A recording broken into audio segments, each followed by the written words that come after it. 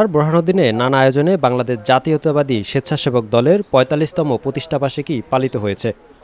বৃহস্পতিবার সকালে কেন্দ্রীয় কর্মসূচির অংশ হিসেবে বোরহানুদ্দিন উপজেলা বিএনপির কার্যালয়ের সামনে আলোচনা সভার মধ্য দিয়ে দিবসটির আনুষ্ঠানিকতা শুরু হয়। আলোচনা সভায় উপস্থিত ছিলেন কেন্দ্রীয় স্বেচ্ছাসেবক দলের সহসভাপতি রফিকুল ইসলাম রফিক, যুগ্ম সম্পাদক মোহাম্মদুল্লাহ চৌধুরী ফয়সাল সহ কেন্দ্রীয় নেতৃবৃন্দ। এ সময় বক্তারা বলেন, প্রতিষ্ঠার পর থেকে বাংলাদেশ জাতীয়তাবাদী স্বেচ্ছাসেবক দল গণতান্ত্রিক আন্দোলনের অগ্রণী ভূমিকা পালন করে আসছে।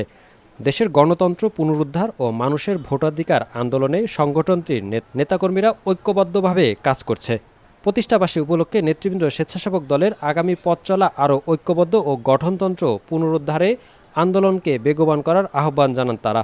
আলোচনা সভা শেষে একটি বর্ণাঢ্য র্যালি বের হয়। র্যালিটি উপজেলা শহরের বিভিন্ন সড়ক প্রদক্ষিণ শেষে পুনরায় উপজেলা বিএনপির কার্যালয়ের সামনে এসে শেষ হয়।